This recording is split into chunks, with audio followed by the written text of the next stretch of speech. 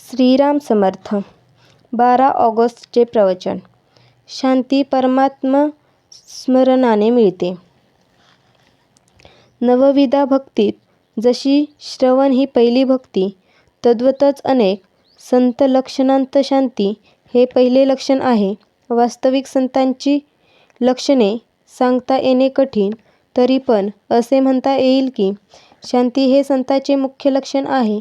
पृथ्वी ही क्षमा शांतिरूप आहे, त्याप्रमाणेच संत असतात. शांती ढळायला बाहेरची परिस्थिती कारण नसून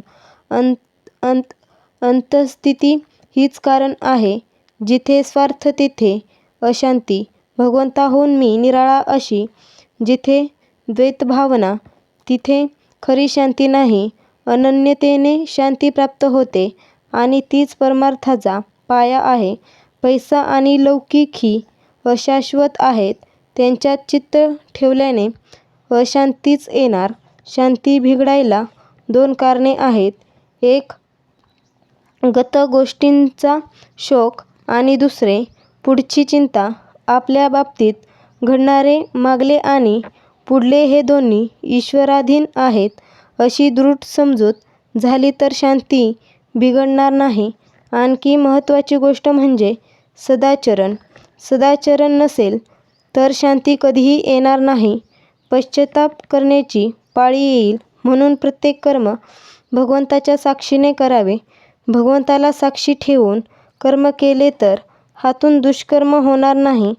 सदाचरण हा परमार्थाचा पाया आहे. आपली शांती परिस्थितीवर अवलंबून नसावी. एका साधूला कुणीतरी शेतात झाडाखाली आणून ठेवले. तो तिथे स्वस्थ बसून नामस्मरण करीत असे. तिथे लोक त्याच्या दर्शनाला येऊ लागले. लोकांची ये-जा वाढल्यामुळे त्या शेताच्या मालकाला त्रास वाटू लागला. म्हणून त्याने त्या साधूला उचलून दुसरीकडे ठेवले. साधूची शांती पूर्वीच्या स्थळी होती, तशीच दुसऱ्या ठिकाणीही कायम होती. शेतमालकाला आश्चर्य वाटले. ज्याचे मन शांत आणि चिंतारहित असते, त्याला कुठेही ठेवा, तो शांतच राहणार. म्हणून भगवंतावर विश्वास ठेवून स्वस्थ बसावे. त्याच्यावर भार घालून प्रपंच करावा. कर्तेपण आपल्याकडे घेऊ नये. अकर्तृत्व भाव ठेवावा. अशाने शांती येईल. जगच्चालक राम आहे ही भावना दृढ झाली तर शांती येईल. एकनाथांची शांती अगाध होती. नाथांसारखी शांती यायला परमभाग्य पाहिजे.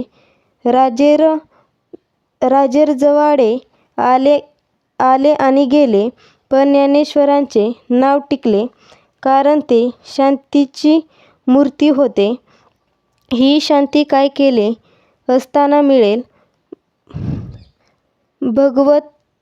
भगवत स्मरणावाचून